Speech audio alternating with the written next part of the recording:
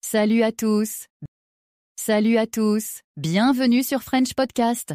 Je suis Charline et comme toujours, je suis ravie d'être là avec Emmanuel.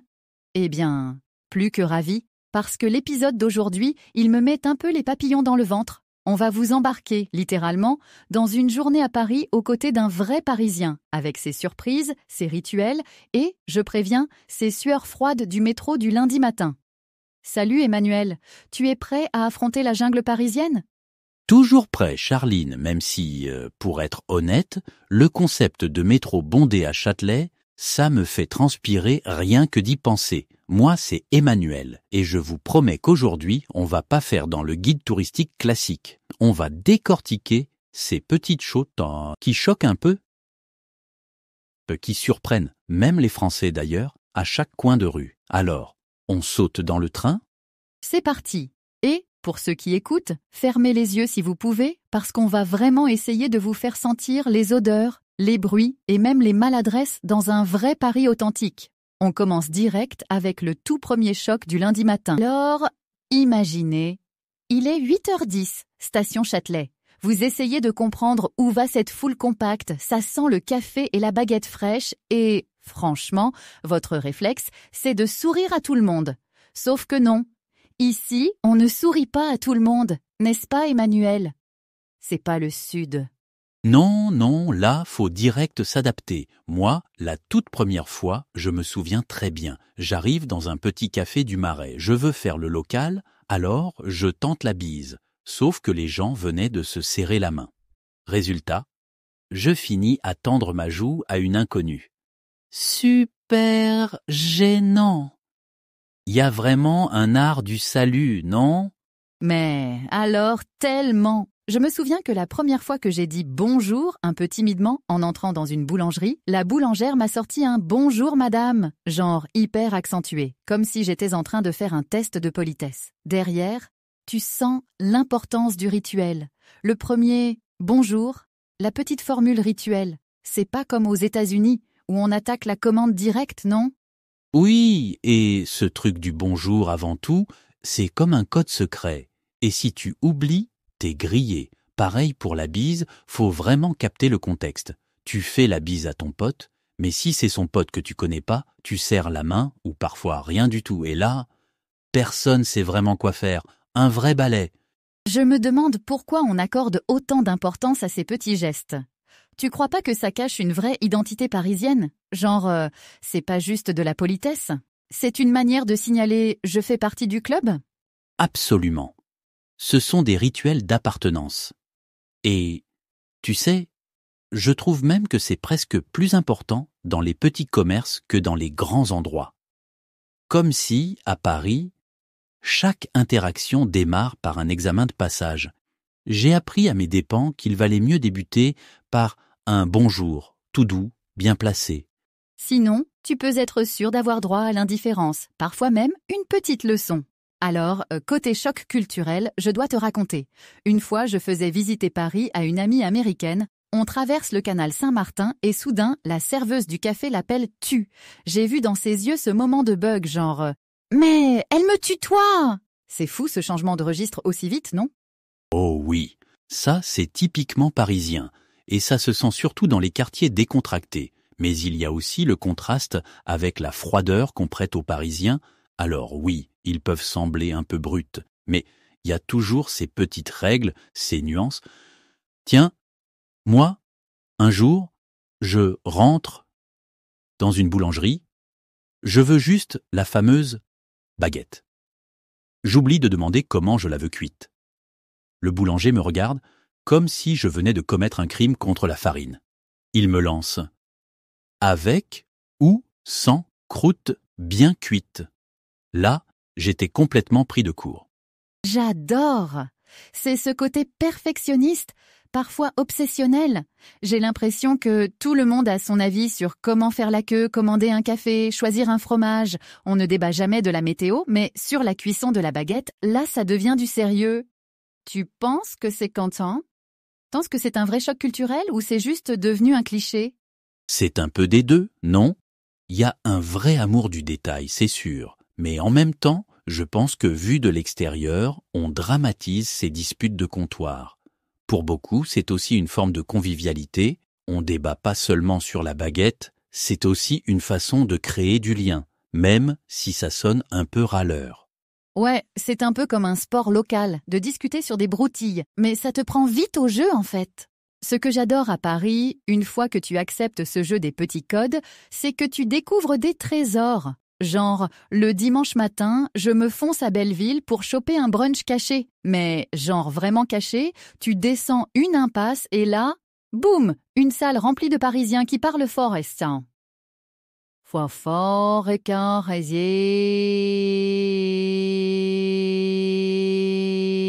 Mange-lange longuement. Rien à voir avec les restos touristiques du centre. Ah oui, et puis les marchés de rue. Pour moi, c'est le cœur battant d'un quartier. Tu sens direct l'ambiance, les odeurs, les potins du coin, mais aussi tu peux te retrouver invité à une fête improvisée sur les quais de Seine ou sur la place de la République. Mon tout premier apéro là-bas, c'était, comment dire, un baptême du feu. J'étais invité par hasard à une soirée techno dans le 11e. Je te raconte pas le choc. Je croyais pas tenir jusqu'au bout, mais finalement c'est là que tu t'intègres. Une bière partagée, une discussion sur un banc, et hop, tu fais partie du paysage. C'est vrai que le vrai Paris, tu ne le trouves pas dans les guides. À force de rencontres, tu casses tes préjugés et tu te rends compte que le cliché du Parisien change ou alors c'est juste nous qui apprenons à regarder différemment. Je crois que la ville évolue aussi, c'est pas figé du tout. Paris, c'est un kaléidoscope, parfois bruyant, parfois doux. Plus tu t'ouvres, plus tu découvres des Paris qui n'ont rien à voir d'un quartier à l'autre. La clé, c'est accepter de se perdre, de se laisser surprendre. C'est là où tu touches la vraie vie parisienne. Tu sais, il existe des perles cachées à Paris. Dès que tu sors des sentiers battus, c'est un autre monde. J'adore flâner dans les ruelles du 20e, genre la rue de la Moussaïa, c'est paisible, fleuri, et tu croises zéro touriste, ou alors des petits cafés comme la Belle Lurette, planqués derrière une place, où le patron te tutoie d'entrée, mais te prépare un café crème d'anthologie. J'avoue, moi j'ai un truc pour les jardins secrets, genre le jardin du musée de la vie romantique. Il est minuscule, c'est comme entrer dans un roman du 19e. Et si tu pousses jusqu'à la rue des Martyrs, tu tombes sur des librairies de poche, parfois ouvertes le dimanche matin. C'est là que le vrai Paris se dévoile, loin de la foule de l'Opéra ou de la Tour Eiffel. Tu vois, pour s'approprier ces endroits, j'ai 3 astuces de local. Avant, je fouine sur les blogs écrits par des Parisiens, pas les sites touristiques. Ensuite, je demande direct à quelqu'un du coin. C'est où, ici, le bistrot le plus sympa? Et puis la dernière, c'est se perdre volontairement avec une carte en papier. Sérieusement. Parce que le numérique, ça te guide trop. La carte, tu l'ouvres, tu portes la tête et tu découvres le quartier pour de vrai. Totalement. Et même si tu tombes sur une impasse, c'est souvent là que tu fais les plus belles trouvailles. On va parler maintenant d'un truc que j'adore. Les petits plaisirs quotidiens à Paris. Emmanuel, y a rien qui te met en joie comme tomber sur un croissant bien doré, encore tiède, à 8h30 du matin. À vous! Tu me connais trop bien. Un vrai bon croissant, ça change la journée. Mais c'est aussi s'asseoir à la terrasse d'un café pour observer la rue, regarder les gens passer, s'autoriser une pause. C'est un art du temps lent, tu trouves pas? Écoute la deuxième partie de Podcast Français. Alors, j'ai quelque chose de super cool pour toi aujourd'hui. Bienvenue sur French Podcast. Je suis Charline et Emmanuel est avec moi, comme toujours. C'est ça? Ouais, je suis là. Content de te retrouver. Et aujourd'hui, franchement, on va vraiment plonger dans le Paris du quotidien, tu vois? Genre, pas les grands monuments, mais vraiment ce qu'on vit quand tu passes la journée avec un Parisien. Oui, et alors, je me souviens, la toute première fois que j'ai pris un petit déj à Paris, oh là là, c'était... Enfin, déjà, il y avait tous ces bruits, tu vois, dans la rue. Des scooters, des gens partout, et cette odeur de pain chaud. Sérieux, ça m'a retourné le cerveau. Il fallait genre oser dire bonjour dans la boulangerie. Mais parfois le bonjour reste coincé, surtout quand la vendeuse te regarde comme si t'étais tombé de la lune. Non, mais c'est super vrai. Il y a ce côté, je sais pas, un peu expéditif, sauf que tu sens direct que t'es à Paris avec genre les cafés hyper serrés, tu sais, le fameux petit noir, là. Et ça, c'est vraiment un signe que la ville s'éveille. Tu passes au comptoir, tu tapes ton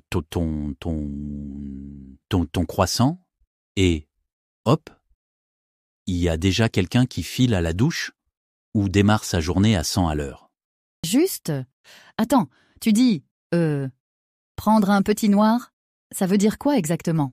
Oui, en fait, prendre un petit noir, c'est juste un café express serré.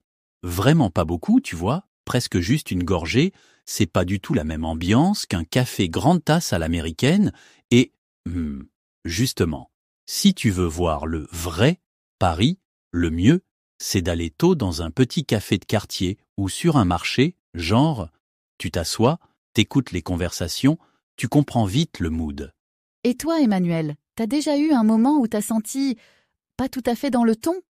Moi, j'ai tenté de commander un café à emporter, genre to go. Et la serveuse, elle m'a regardé avec ses grands yeux. Oh là, totalement. Alors, j'ai voulu faire mon américain une fois, j'ai dit « un café à emporter s'il vous plaît » et le serveur, il m'a sorti tout un speech, genre court, long, noisette, crème. J'étais perdu, complètement. Faut juste sourire et montrer que t'es content d'être là. Les Parisiens aiment bien ça finalement, même si ça se voit pas tout de suite. Alors, tu sais, là où moi je galère, c'est le transport, le métro, voilà. Comment tu fais pour pas te perdre, sérieusement? J'ai utilisé ce ticket T+, mais genre, ça m'a amené dans l'autre bout de Paris, quoi. J'étais complètement à côté, genre, vraiment, y a ça et ça, c'était un truc qu'on doit capter, tu crois? Ouais, il faut apprendre à décrypter les petites subtilités, hein?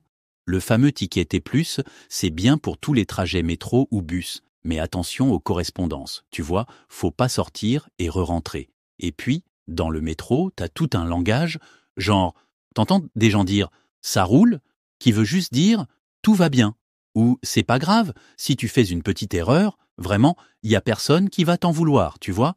Mais alors, la baguette, faut que tu m'expliques. Quand j'entre dans une boulangerie, comment je fais pour pas passer pour la touriste? Ouh, c'est tout un art, ça. Tu sors la formule magique. Bonjour, une baguette bien cuite, s'il vous plaît.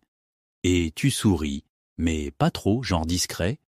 Et si tu veux vraiment passer inaperçu, tu restes dans ta ligne, tu la poses vite sur le comptoir, tu payes en cash, et hop, tu files. Les vrais boss, ils ont la monnaie pile.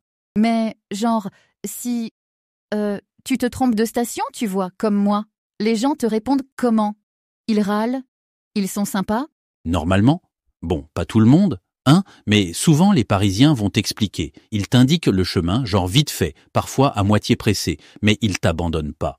Et si on râle un peu, c'est juste le style. Franchement, ce sont pas de mauvaises personnes. Nes. Personne se sent ça, qui donne cette impression. Dis, Emmanuel, j'ai trop envie de savoir, c'est quoi ce truc magique de l'apéro? Ça a l'air d'être un moment super important pour tout le monde ici. Ah, l'apéro, c'est sacré, tu vois. À Paris, c'est souvent en terrasse, avec un demi, donc une demi-pinte de bière. Et tu dis, on trinque? Avant de boire, c'est presque une règle, sinon c'est la malédiction. Tu peux rapidement t'incruster dans une conversation. Suffit d'attraper un « tu veux t'asseoir avec nous ?» ou juste de participer à une vanne. Les Parisiens aiment partager sur le pouce. Et donne. Tu vois aussi beaucoup de soirées qui commencent sur les quais de Seine ou dans des petits cinés indépendants ou même des concerts improvisés dans un bar. Vraiment, la vie s'invente au fur et à mesure. Oh, mais alors, tu sais que j'ai atterri par hasard à une soirée raclette une fois. On m'avait invité juste comme ça, genre, tu viens, hein, de toute façon, tout le monde est invité. J'étais morte de rire parce qu'en vrai, je connaissais personne. Mais c'est totalement ça. Les Français, et surtout à Paris, ils aiment créer des soirées où il y a toujours une place en plus. La raclette, c'est typique. Convivial, t'es obligé de partager, de discuter, de plaisanter. C'est aussi une façon de dire, si t'es là, t'es de la famille, au moins pour ce soir. Bon, il fallait qu'on en parle. Paris, c'est pas que la Tour Eiffel. Il y a des coins qui changent tout, ouais. Genre, Canal Saint-Martin ou le 11e, moi j'adore. Ouais, complètement. Ces quartiers, c'est là que tu découvres le vrai Paris, sans foule de touristes. Et franchement, pour engager la conversation, c'est tellement plus facile. Tu rentres dans une boutique, tu fais genre un clin d'œil sur la déco, tu dis « Je sais pas ». Trop cool, tes posters. Tu les as trouvés où? Et c'est parti pour toute une histoire. Et puis, la dernière fois, je me suis retrouvée à parler avec un gars. Il peignait sur un mur, ivre d'art ou d'autre chose, j'en sais rien. Je voulais pas déranger, mais... C'est quoi, le mode d'emploi? Ah, alors là, tu balances juste un petit « trop classe ce que tu fais » ou « j'adore tes couleurs, ça met la pêche ». Les artistes aiment qu'on voit leur boulot, même quand ils grognent un peu au début. Si t'oses complimenter ou demander la petite histoire derrière leur œuvre, tu gagnes direct des points. Et parfois, tu ressors avec une anecdote ou une recommandation à ne pas louper dans le quartier. Alors, question piège. C'est quoi l'humour parisien? Parce que moi, parfois, j'ai vraiment pas tout compris. Ça pique. C'est ironique, non? Ouais, c'est un peu spécial. Ça va être souvent de l'ironie où on dédramatise tout. Par exemple, si t'as le métro en retard, au lieu de râler, quelqu'un va lâcher « c'est la RATP, elle fait du zèle ». Ou alors tu vas entendre de la dérision sur la météo. Encore de la pluie? Voyons. C'est le sud, ici. Tu vois, c'est pour détendre l'atmosphère ou juste pour dire « on s'en sortira ». Donc, si je veux essayer, je balance un petit jeu de mots ou je tourne tout à la blague? Écoute la troisième partie de Podcast Français. Apprendre le français. La grande question, est-ce qu'il vaut mieux s'acharner sur des applis chez soi ou tout plaquer pour aller vivre à Paris, à Lyon ou pourquoi pas Montréal? C'est le débat, quoi. Apprentissage en ligne contre immersion totale. Oui. Aujourd'hui, on se penche là-dessus, c'est crucial pour beaucoup d'apprenants. En effet, oui. Pour essayer d'y voir plus clair, on a regardé pas mal de choses. Des discussions, des conseils de créateurs assez connus. Oui. Comme qui, par exemple? Français avec fluidité, Easy French Talk, French Podcast ou encore Parlons français. Et puis on a aussi regardé des choses un peu plus formelles, on va dire. J'ai un Wikipédia. Voilà, les définitions de l'immersion linguistique, l'échange linguistique. Et même, on a jeté un œil à des dialogues faits pour apprendre, comme chez Français avec Dounia ou French Talks. D'accord. L'objectif, c'est vraiment de décortiquer ces deux approches. C'est ça. Quels sont les vrais plus, les vrais moins, peut-être les inconvénients un peu cachés. On va essayer de sortir de tout ça des stratégies concrètes et puis des perspectives utiles pour ceux qui apprennent. Allez. Alors, on commence par quoi? Peut-être l'option à distance? Celle qui est devenue hyper populaire avec Internet? Oui, l'apprentissage dit à distance. Français avec fluidité, ils le définissent assez simplement. C'est apprendre la langue sans habiter dans un pays où on la parle tous les jours. Logique. Et c'est vrai qu'Internet a tout changé, clairement. L'accès aux ressources est devenu infiniment plus simple qu'avant. Ah oui, avant, c'était les cours du soir, les vieux manuels un peu... Poussiéreux, voilà, exactement. Et alors, concrètement, comment ça se passe cet apprentissage à distance? Plusieurs sources. Français avec fluidité, Easy French Talk, ils insistent sur une idée. C'est l'exposition choisie. Ah, choisie. Oui, c'est l'apprenant qui pilote. C'est lui qui va choisir ce qu'il écoute, ce qu'il lit. L'idée, c'est de s'immerger, oui, mais de manière contrôlée. D'accord, et l'avantage de ça, c'est quoi alors? Justement, ce contrôle sur le contenu, c'est un gros plus. Français avec fluidité le souligne bien. Pouvoir choisir des sujets qui nous bottent, qui nous passionnent. Ça motive? Exactement. Ça aide énormément pour la motivation et la mémorisation. Et Easy French Talk dit un peu la même chose. Apprendre avec des histoires, des dialogues simples, de façon répétée, mais naturelle. Ça peut rendre le truc moins scolaire, quoi. Moins rébarbatif. Mais est-ce qu'on trouve facilement du bon contenu? J'imagine que la qualité, ça doit être très variable, non?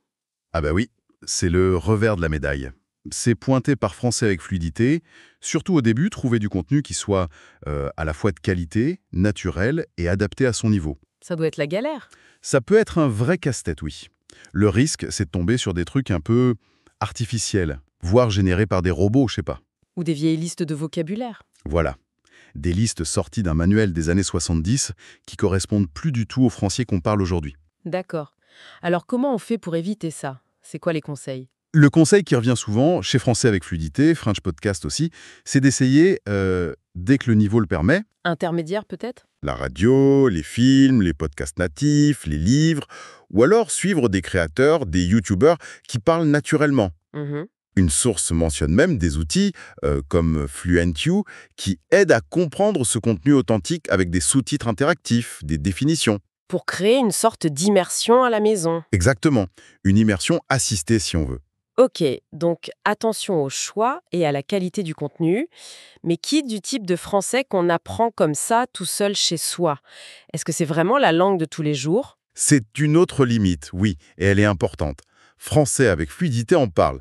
Quand t'es à distance, t'es forcément moins exposé au langage très pratique. Les interactions au supermarché, au boulot. Voilà, les petites phrases du quotidien. La tendance, du coup, c'est peut-être d'apprendre un français plus scolaire, tu vois, plus formel. Plus artistique, ils disent même. Oui, c'est ça. Et du coup, on passe à côté du langage familier, de l'argot, des tournures un peu imagées qui font tout le sel de la langue parlée. Apprendre par cœur une liste de légumes, par exemple, c'est peut-être moins crucial que de savoir tenir une conversation informelle si on vit pas dans le pays. C'est sûr. Et alors, le gros morceau, la pratique orale. Ça, j'imagine que c'est le plus compliqué à organiser quand on est seul avec son ordi. Ah oui, nettement plus compliqué. C'est un point sur lequel Français avec fluidité insiste beaucoup. Trouver des occasions naturelles de parler, d'avoir des interactions sociales, ça demande un effort. Faut être proactif. Oui, un effort conscient et actif. Il faut aller chercher des partenaires linguistiques. Il y a des applis pour ça, les tandems, trouver un tuteur, s'inscrire à des groupes de conversation en ligne. On ne peut pas juste attendre que ça vienne. Mais d'un autre côté, est-ce que c'est pas aussi un avantage pour certains, le fait de pouvoir commencer à parler à son rythme, sans la pression du regard des natifs? Ça peut être moins intimidant, non? Absolument. Et ça, c'est mentionné aussi comme un avantage. L'apprentissage en ligne permet cette pratique progressive. On peut commencer doucement. Oui. Mais ça nous amène direct à un autre gros défi, l'autodiscipline. Ah oui, la motivation. Voilà. Apprendre seul, ça demande une régularité, béton, une vraie discipline. Et une motivation qui vient de soi. Personne va te pousser. Et le risque, c'est de rester dans sa zone de confort. Exactement, de toujours choisir des trucs faciles. Alors que pour progresser, il faudrait se challenger un peu. Une source suggère un contenu avec environ 20% de difficulté ou de nouveauté. Faut que ça pique un peu pour avancer. D'accord. Donc, si on résume, pour l'apprentissage en ligne, on a le contrôle, la flexibilité, on peut commencer à parler en douceur. Oui. Mais attention à la qualité du contenu, au type de français qu'on apprend, à l'isolement pour l'oral, et surtout, il faut une sacrée dose d'autodiscipline. C'est tout à fait ça. Alors face à ça, on a l'autre option, l'option radicale, le grand saut, l'immersion. L'immersion, oui. C'est un peu l'opposé. Là, on parle d'apprendre la langue en vivant dans un pays où c'est la langue de tous les jours. C'est la définition qu'on retrouve chez Français avec fluidité sur Wikipédia. Souvent via des séjours linguistiques, des échanges. C'est ça, des séjours spécifiques. Et là, j'imagine, la méthode change complètement. Fini le contrôle total. Ah oui, fini le contrôle. L'exposition à la langue, elle n'est plus choisie, elle est constante. Et naturel. On est bombardé de français. Partout, tout le temps, au travail, en cours si on étudie, en faisant ses courses, dans le bus, en écoutant les voisins. C'est la vie en fait qui se passe en français. Wikipédia utilise une expression intéressante. Milieu homoglotte. Ça veut dire que la langue de l'environnement, c'est la même que celle qu'on apprend. D'accord. Et du coup, c'est un mélange. On apprend peut-être un peu de manière formelle si on prend des cours sur place, mais surtout, il y a une acquisition complètement spontanée. Et quels sont les bénéfices attendus de ce bain linguistique un peu forcé? Le gros avantage, et Français avec fluidité le met bien en avant, c'est le contact direct avec le français authentique. Celui qu'on parle vraiment. Voilà. Celui qui est utilisé tous les jours, avec les expressions idiomatiques, le langage familier, l'argot, et le contexte aide énormément à comprendre. Même si on ne connaît pas tous les mots, la situation donne des indices. Mhm. C'est un apprentissage qui ressemble un peu plus à la façon dont on apprend sa langue maternelle, finalement. Et l'aspect culturel joue aussi, j'imagine. Énormément. L'immersion culturelle qui va avec, ça facilite beaucoup l'apprentissage. C'est un point que Wikipédia confirme aussi. Et pour la pratique orale, là, j'imagine qu'il n'y a plus d'excuses. Ben non, c'est l'évidence même. Plus besoin de chercher activement un partenaire pour discuter. Les occasions sont partout, tout le temps. La vie quotidienne te force à parler. Exactement. Ça te force à utiliser la langue, à sortir de ta zone de confort linguistique. Constamment. T'es obligé de te lancer, quoi. Mais cette confrontation directe, là, tout le temps, est-ce que c'est pas hyper difficile au début? Ça peut être violent pour un débutant, non? Si, c'est le principal inconvénient, surtout au démarrage. C'est vrai. On est tout de suite face au niveau natif le plus avancé. Le plus rapide. Avec les accents différents, Tous les accents, les particularités régionales. français avec fluidité souligne bien que ça peut être très dur, frustrant, épuisant mentalement même, au début. Faut tenir le coup. Oui, il y a un temps d'adaptation qui peut être éprouvant. Et comment on gère ce choc alors? Il y a des conseils pour survivre les premières semaines? Oui, il y a quelques pistes. Par exemple, même si on est en immersion, ça peut être utile au tout début de compléter avec des ressources un peu plus structurées pour débutants. Pour pas être complètement largué. Voilà, pour avoir une base. Et puis, c'est crucial de ne pas hésiter à demander aux gens, de répéter, d'expliquer. Un peu comme un enfant, finalement. Oser demander. Oui. Et surtout, le piège absolu à éviter, c'est de rester qu'avec des gens de son pays, à part sa langue maternelle. Ah oui, le classique. Faut qu'activement chercher le contact avec les locaux. Oser engager la conversation, même si c'est maladroit au début. D'ailleurs, Wikipédia donne des exemples de séjours en famille d'accueil, des écoles de langue spécialisées français des affaires, du tourisme, les programmes au pair aussi. Et les programmes comme Erasmus? Oui, les cadres institutionnels comme Erasmus en Europe. L'article cite même des stats, bon, elles datent un peu, de 2003. Ah oui, ça a dû changer. Probablement. Mais ça montrait déjà qu'il y avait pas mal de séjours linguistiques, même courts. C'est une pratique assez répandue. Et au-delà de la langue elle-même, l'immersion, ça apporte d'autres choses, des bénéfices plus larges. Oui, Wikipédia liste plusieurs avantages. Souvent, l'apprentissage est ressenti comme moins pénible. Pourquoi? Parce qu'on utilise la langue pour faire des choses concrètes, souvent des activités plaisantes, On apprend sans s'en rendre compte. un peu. Ça développerait aussi le respect pour d'autres cultures. Ça améliorerait les compétences sociales. Il y a même une étude de 2014 qui est citée. Ah oui? Elle suggère que les enfants bilingues, issus de l'immersion, pourraient avoir de meilleures performances dans certaines tâches connectives. Intéressant. Et plus largement, ça peut être bon pour la société. Plus de compétences linguistiques, de meilleures relations interculturelles. Ok, donc si je résume, pour l'immersion, exposition massive, authentique, pratique orale naturelle, constante, apprentissage culturel intégré. C'est ça. Mais attention au choc du début, à la difficulté d'adaptation, et puis à la nécessité de vraiment s'intégrer et de ne pas rester dans sa bulle. Exactement. On voit bien que les deux approches ont des profils très très différents. Oui, c'est ça qui est frappant. L'apprentissage en ligne, on contrôle le quoi et le quand. Le contenu, le rythme. Oui, L'immersion, elle, t'impose une confrontation directe avec la réalité brute de la langue. Pour le meilleur. Et pour le pire parfois. donc les deux chemins demandent une forme de courage différente en fait. C'est une bonne façon de le voir. Le courage de la discipline pour l'un et le courage de la vulnérabilité pour l'autre. Oser se montrer débutant. D'accord. Bon, quel que soit le chemin choisi, l'objectif pour beaucoup, c'est d'atteindre ce qu'on appelle la fluidité. Et là, Parlons français propose une définition que j'ai trouvée assez déculpabilisante. Ah oui, qu'est-ce qu'ils disent? Pour eux, être fluide, c'est pas la perfection absolue. Zéro faute, accent natif parfait. Non, ça c'est un mythe un peu. Voilà. C'est plutôt la capacité à communiquer efficacement, à faire passer ses idées, à se faire comprendre dans des situations réelles, même si on fait encore des erreurs. D'accord. L'efficacité avant la perfection. C'est ça. Pouvoir faire des trucs concrets, réserver un hôtel, demander son chemin, dire ce qu'on ressent. Et il faut s'autoriser à faire des fautes, ça fait partie du jeu. C'est important de le dire ça. Accepter l'erreur. Et ce qui donne une idée du temps que ça peut prendre pour arriver à un niveau où on se sent à l'aise, quoi. Alors, Parlons français suggère que viser un niveau B1, donc intermédiaire, ou B2, intermédiaire avancé, du fameux CECRL, Le cadre européen. oui, le cadre européen commun de référence pour les langues, viser B1 ou B2, ce serait réaliste en environ 90 jours. 3 mois. Oui, Mais attention, à condition d'avoir un plan solide et de pratiquer régulièrement, genre 1 à 2 heures par jour. Ah oui, c'est intense quand même. C'est un investissement.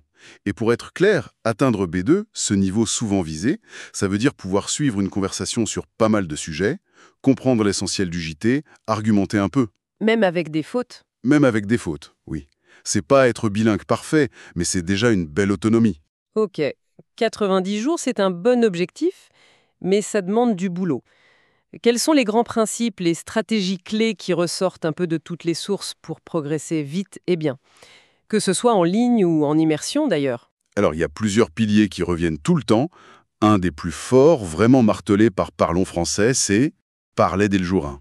Ah oui, Pas attendre d'être prêt. surtout pas. Ne pas attendre d'avoir des tonnes de vocabulaire ou de maîtriser toute la grammaire. Utiliser le peu qu'on sait, même si c'est trois-noms, même si c'est maladroit, Pourquoi c'est si important? parce que ça active la langue dans le cerveau. Ça donne confiance et surtout ça montre immédiatement où sont les vraies lacunes. Bien mieux que de juste lire des règles de grammaire. Ça va un peu contre l'idée de l'école où on apprend et on ose parler très tard. Complètement. Et ça rejoint un autre principe clé. Prioriser la pratique sur la théorie. Le fameux learning by doing. Exactement. La grammaire, le vocabulaire, c'est la base, oui, mais c'est en utilisant activement la langue qu'on devient fluide. Il faut intégrer cette pratique au quotidien. Comment? Se parler à soi-même en français, tenir un petit journal, trouver des partenaires de conversation, les tandems. Et la régularité, j'imagine. C'est un mot d'ordre. Fondamental. La constance est plus importante que l'intensité. Ça, Parlons Français le dit bien. Mieux vaut faire 15-30 minutes tous les jours, Plutôt qu'une grosse session le dimanche. voilà, plutôt qu'une seule session de 3 heures le week-end. Faut créer une habitude, une routine. C'est ça qui paye sur le long terme. Un autre aspect crucial, le rapport à l'erreur. Il faut accepter ses erreurs et apprendre avec. Ne pas en avoir peur. Exactement. Voir une faute non pas comme un échec, mais comme une info. Ah tiens, là je me suis trompé. Comment je peux corriger? Parlons Français et French Podcast insistent là-dessus. Les francophones, en général, sont plutôt bienveillants.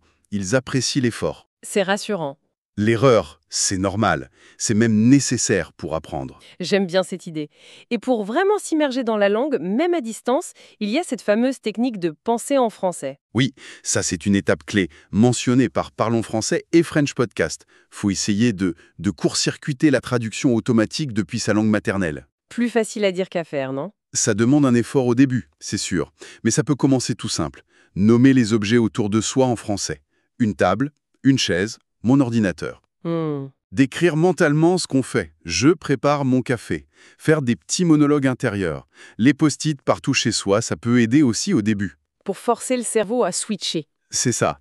Basculer en mode français. Et quel français on doit viser? Le français très soutenu des livres ou celui qu'on entend dans la rue? Ah, très bonne question. Et la réponse est claire chez plusieurs sources. Il faut utiliser le français authentique, le français réel. Sortir des manuels. Oui, Parlons Français, French Podcast, même Français avec fluidité le disent. Faut aller au-delà des dialogues parfois un peu artificiels des méthodes. Écoutez comment les gens parlent vraiment. Exactement. Et essayer d'utiliser les expressions courantes, les contractions orales. Je sais pas, pour je ne sais pas. T'inquiète, pas de souci.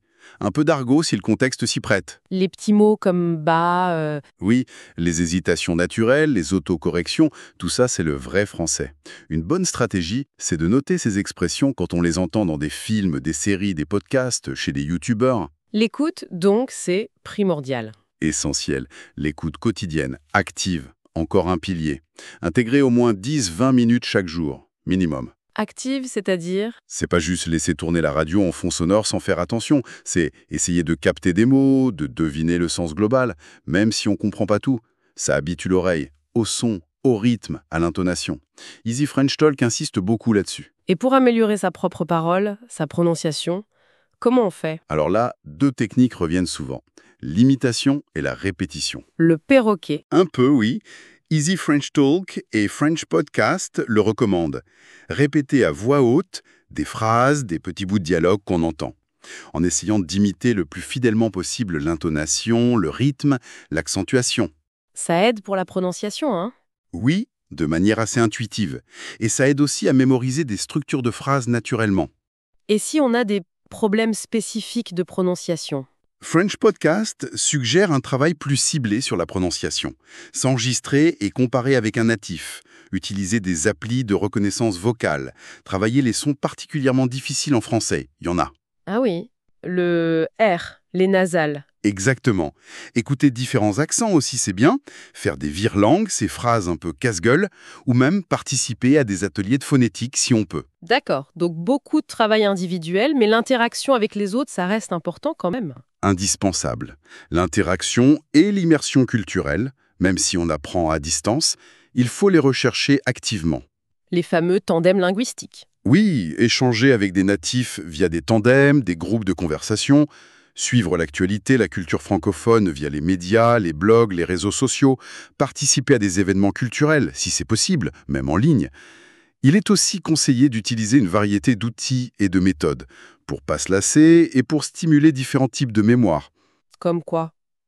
Les applis de révision espacée type Enki, les flashcards, tenir un journal de ses progrès, participer à des forums, faire des jeux de rôle. Créer son propre contenu. Oui, French Podcast le suggère. Tenir un petit blog, faire une mini-vidéo en français, ça force à utiliser activement la langue. Pfiouf, ça fait beaucoup de choses, hein. Tout ça, ça demande une sacrée motivation sur la durée, non? Faut tenir bon. Absolument. Et c'est le dernier point, mais peut-être le plus important, la résilience et la motivation. Le mental. Oui, il faut se fixer des objectifs clairs, réalisables, à court terme, moyen terme, long terme. Savoir célébrer les petites victoires pour garder l'enthousiasme. Et accepter que ça ne soit pas toujours facile. Voilà, accepter que l'apprentissage, c'est pas une ligne droite vers le haut, il y aura des paliers, des moments de doute, faut voir ça comme un marathon, pas un sprint. C'est ce que rappelle French Podcast et Parlons français. C'est une super boîte à outils tout ça. On voit bien que finalement, que ce soit en ligne ou en immersion, la clé, c'est cet engagement actif avec la langue. C'est ça. C'est intéressant aussi, tu parlais de Wikipédia tout à l'heure. L'article sur l'immersion mentionne un usage un peu différent de cette méthode en France, pas juste pour apprendre le français langue étrangère. Exactement, oui. L'article aborde le cas de l'immersion utilisée pour préserver ou revitaliser des langues régionales. Ah oui, comme le breton, le basque. C'est ça. Il cite les exemples bien connus des écoles Diwan pour le breton, CEASCA pour le basque, Calandreta pour l'occitan ou Scola Corsa pour le corse. Et l'objectif, c'est quoi? L'objectif affiché, c'est de former des jeunes qui soient vraiment bilingues, langue régionale et français, pour assurer la transmission de ces langues. Mais il me semble que ça a créé pas mal de débats, non? Surtout dans l'école publique? Oui, tout à fait. L'article Wikipédia en parle, de ce contexte juridique un peu tendu. Il rappelle notamment une décision importante du Conseil d'État en 2002. Qui disait quoi? Qui avait jugé que l'enseignement immersif en langue régionale n'était pas conforme à la Constitution pour l'école publique. L'argument, c'était la langue de la République et le français. C'était lié aux écoles Diwan, justement. Mais l'article rapporte aussi que le débat n'est pas fini, que des initiatives continuent. Il mentionne une annonce récente, en mars 2025, Oui. du recteur de l'Académie de Corse. Sur la création de classes immersives publiques en langue corse, en s'appuyant sur une circulaire ministérielle de 2021. Ah d'accord. Bon, il faut préciser, et la source le fait elle-même, que cette partie de l'article est signalée comme manquant peut-être un peu de neutralité et de sources complémentaires. D'accord, donc on rapporte l'info, mais avec prudence. Voilà. On rapporte ces éléments factuellement, sans prendre position sur le fond du débat, bien sûr. Bien noté. C'est un éclairage intéressant sur une autre facette de l'immersion. Bon, si on essaye de faire une petite synthèse de tout ça. Apprentissage en ligne, immersion sur place, il n'y a pas une méthode miracle qui marche pour tout le monde, si je comprends bien. Non, c'est exactement ça. Chaque approche a vraiment ses forces et ses faiblesses, qui sont très marquées. Le en ligne, c'est la flexibilité, le contrôle, on avance à son rythme. Oui, mais ça demande une discipline de faire. Et l'accès à la langue authentique, à la pratique orale, c'est plus compliqué. Faut aller le chercher. Et l'immersion, c'est l'inverse. Exposition massive, naturelle, pratique orale constante. Mais ça peut être brutal au début. Ça demande une grosse capacité d'adaptation, d'ouverture. Faut oser. Mais au fond, ce qui ressort de toutes nos sources, c'est que, peu importe la méthode, finalement, le succès dépend des mêmes ingrédients. Lesquels? La régularité, l'engagement actif, parler, écouter, faire des erreurs, apprendre de ses erreurs, et une motivation solide. Oui, ça c'est la base. Et cette idée que la fluidité, c'est avant tout une question de communication efficace, d'être à l'aise dans l'échange. Plutôt qu'une recherche de perfection absolue. Voilà. Ça me semble être un message clé et assez libérateur finalement. Tout à fait. Que l'immersion soit simulée à distance via les médias, ou qu'elle soit vécue à fond sur le terrain, elle repose sur cette volonté d'aller vers la langue, d'interagir avec elle, d'accepter le processus avec les hauts et les bas. Pour finir, une petite question qui me vient là en brassant toutes ces idées. On a parlé des bénéfices pour la langue, même pour le cerveau avec l'immersion. Mais au-delà de ça, est-ce que l'effort même de s'immerger, pas juste dans une langue, mais dans une culture, une façon de penser différente, est-ce que ça ne transforme pas plus profondément notre regard sur le monde? C'est une question intéressante. En quoi le fait d'être tout le temps en train de décoder, pas juste des mots, mais des sous-entendus culturels, des contextes, ce que Wikipédia lié au respect de la diversité, à la compréhension interculturelle, Oui. en quoi ça change notre rapport aux autres et peut-être même notre façon de nous comprendre nous-mêmes? Vaste question. Voilà, de quoi réfléchir.